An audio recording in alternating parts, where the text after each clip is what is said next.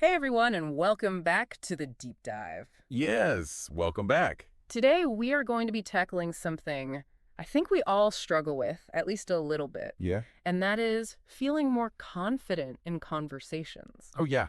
Whether that's Luke. at work, for sure, with friends, Yeah. socially, or romantically, or really any kind of conversation you can imagine. Absolutely. We all kind of have that Yeah. little bit of fear. Totally. And so to kind of dig into that topic, Mhm. we're going to be looking at an episode from the English Leap podcast Okay. called Mastering Conversations with Confidence. Interesting. Now, it's called English Leap Podcast, so you might think, oh, this is only for people learning English. Right.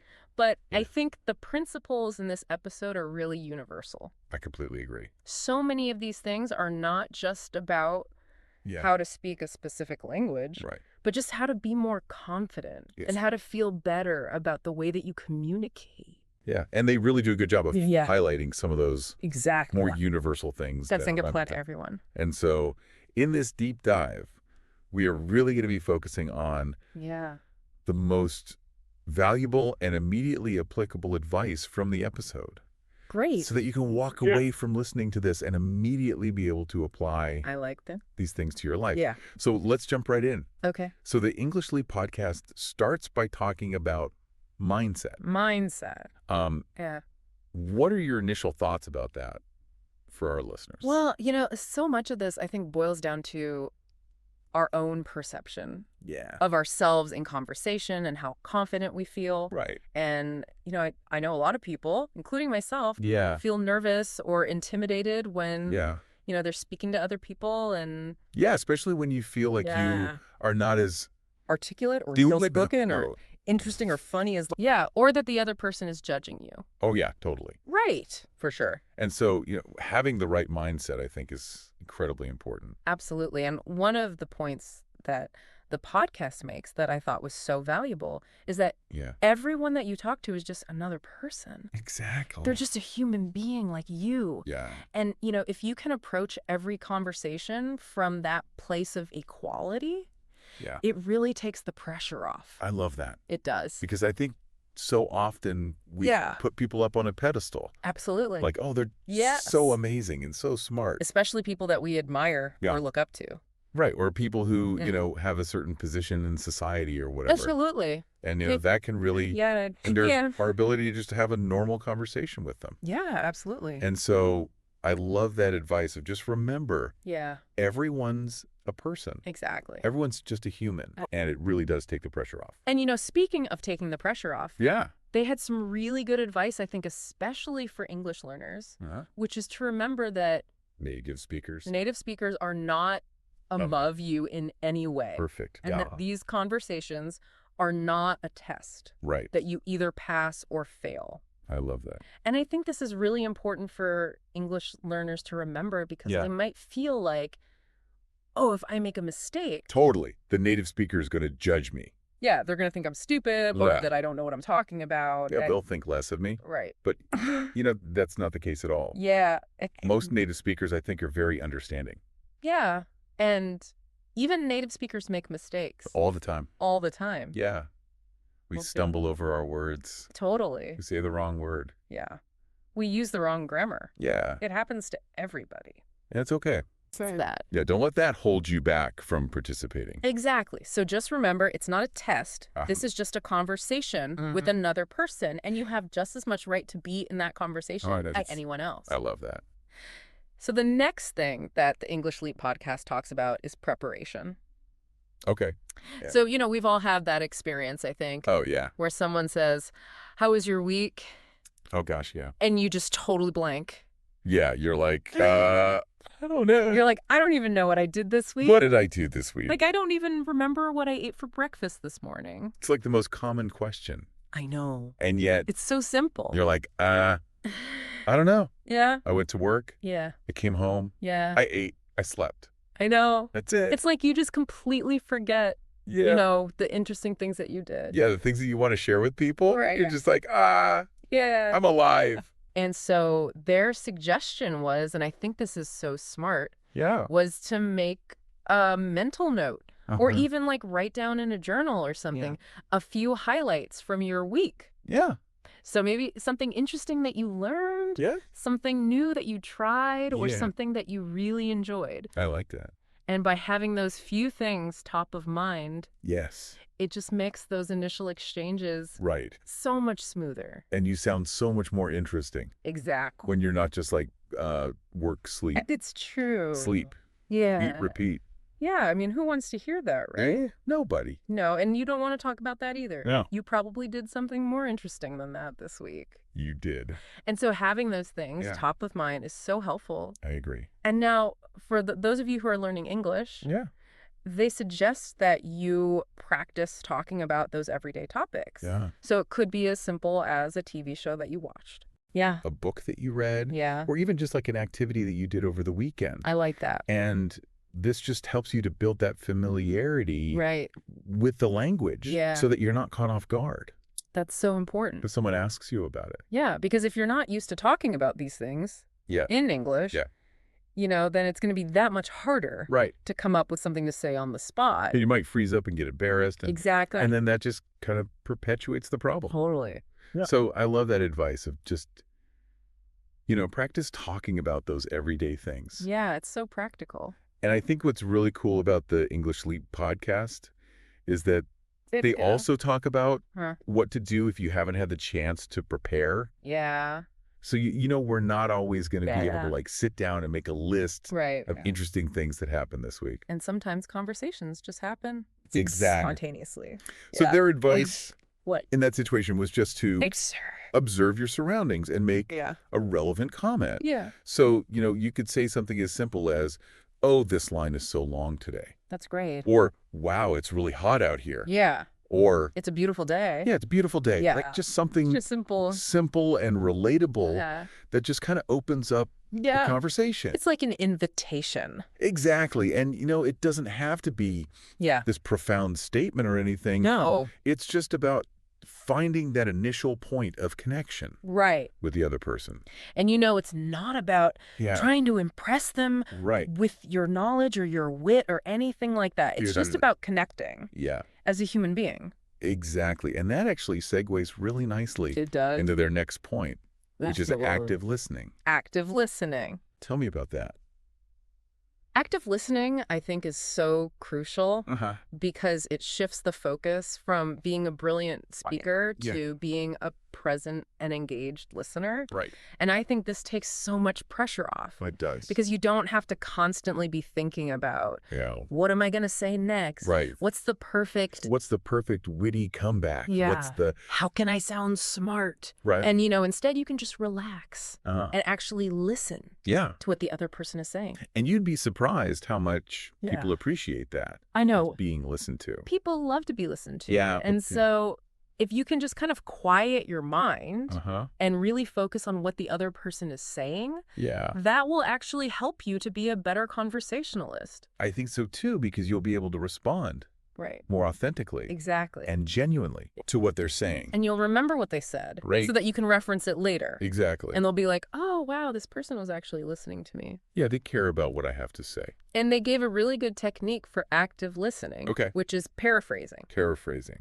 So you can say something like, oh, so you're saying that you went hiking last weekend? Yeah. Or, that's good. Oh, so if I understand correctly, you spent the whole weekend renovating your kitchen. Right. Like, you kind of... You're reflecting back. What they said. In your own words. And that not only shows them that you were paying attention, but it also encourages them to elaborate and keeps the conversation flowing naturally. Yes. So for English learners, they suggested a few simple responses that you can use to show that you're engaged without needing a huge vocabulary. So things like, that's cool. Or, really tell me more. That's great.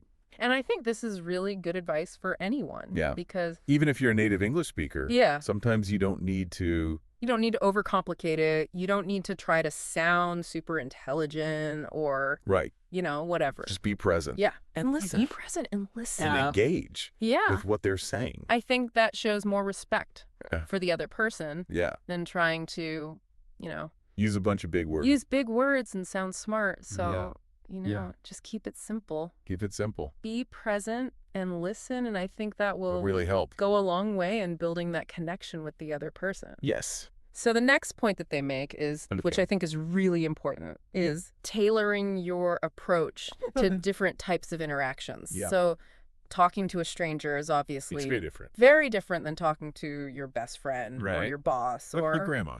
Or your grandma, yeah. Right. So they talk about how interactions with strangers are kind of like a fresh start. I like that. Which I think is a really good way to think about it. Yeah. Because there's no baggage. There's no baggage. There's no history. You don't have any like preconceived notions about who this person is or you can just be yourself. What they're going to think of you. Exactly. And so it's really a low stakes environment to practice these conversational skills. Absolutely. So, don't be afraid to just strike up a conversation with somebody else. A stranger. In line at the grocery store. Yeah. At the coffee shop. Exactly. There you are. And you might be surprised at how much you enjoy it. Yeah. And how much you learn from that interaction. For sure. So then they talk about how to interact with acquaintances. Oh, okay. And they suggest treating each interaction almost like a clean slate. Interesting. Which I think is really interesting because, you might have had conversations with this person before. Right. Each time is an opportunity. Every interaction is an opportunity to start fresh. Yeah. And so by approaching it with, simple open-ended questions or revisiting familiar topics, it just kind of keeps the conversation light and easy. Yeah, it's like you're building on that foundation of what you already know. And it doesn't have to be anything too deep or personal. Right. It can just be just keeping it light. Keeping it light and keeping it fun. Absolutely. And then, of course, with friends, it's all about relaxing and enjoying that connection. There's less pressure to perform or impress. Right. It's more about just like mutual understanding and shared experiences. Yeah. And so I love that they kind of break it down into there's 3 different categories because I think it's really helpful to think about, how to tailor your approach to different types of people. And they also have this really great analogy. Okay, I like analogies. Yeah. So what is it? Is really going to resonate with you. Okay. It's the idea of conversations, building relationships, like adding snow to a snowball. Okay. So those small, casual conversations that you have with people. Like small talk? Yeah, like small talk. They're like individual snowflakes. Okay. And as you have more and more of these conversations, that snowball gets bigger and bigger. Okay. And so your relationship also gets stronger and more meaningful. I love that. Over time. Yeah, it's a great visual. Yeah. Yeah. And it just kind of shows it does how those small interactions really do add up. They matter. Over time. Even though they seem small. And so don't discount the power of a 5-minute conversation with someone. Because you never know. It could lead to, a really strong friendship down the road. Or business relationship. Or anything. Yeah, who knows? Yeah. Yeah. So the English Leap podcast then moves on to talking about exiting conversations gracefully, which I think is something that people don't often we don't talk about enough. Because nobody wants to just awkwardly fizzle out of a conversation. Yeah. And it can be hard to know when to end a conversation and how to end it politely. Right. Without being rude, offending the other person. Or seeming like you're not interested. Right. And so they gave this really good example of a polite exit line. Okay. Which was, I'm going to go grab a drink. Yeah. But it's been lovely chatting with you. That's great. And I think that's just such a simple but effective way to end a conversation. Yeah. Because it's clear, it's polite, and it leaves the interaction on a positive note. Yeah, and it gives you an out. Yeah. You're not just like, oh, okay, bye, you know? Yeah, you have a reason. You have a reason. For leaving. Yeah. And it's a pleasant reason. It's a pleasant reason. I'm going to go get a drink. Yeah. Would you like to join me? Yeah, exactly. I mean, no. And for English learners, they suggest having a few of these exit lines ready to go. Have it in your back pocket. Yeah, your back pocket. Yeah. So that and you're not fumbling. They don't freeze up. Yeah, for the right words. And, when you need to leave. When you need to leave. Yeah, you can just say it confidently and politely. Politely. Yeah, and then everybody's happy. Everybody wins. Yeah. So the last thing that the English Leap podcast does is they give a really short vocabulary enrichment section. Yeah, okay. And they highlight a few words. What are the words? So the words are mindset. Mindset. Okay. Intimidated. Intimidated. Highly. Paraphrase. Curiosity.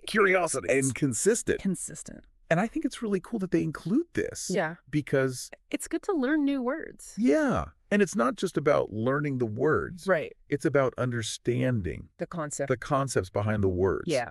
And how you can use these words as tools to improve your communication.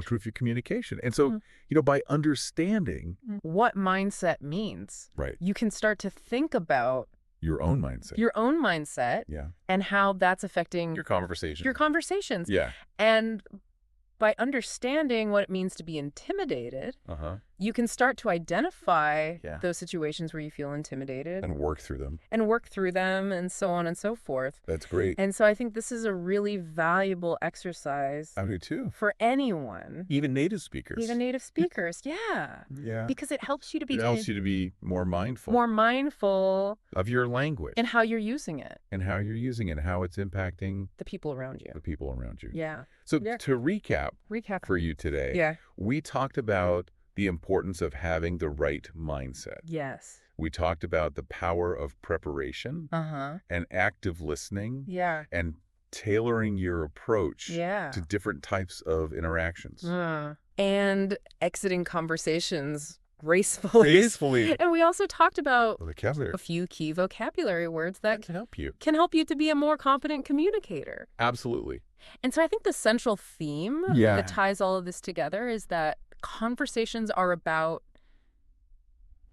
connection. Not perfection. Yeah. So don't put so much pressure on yourself to be perfect. Right. Just focus on connecting with the other person. And being present. And just enjoying. And curious. And being curious and enjoying the conversation. Yeah. So building on this idea of connection, I have a question for you. Okay. Our listener.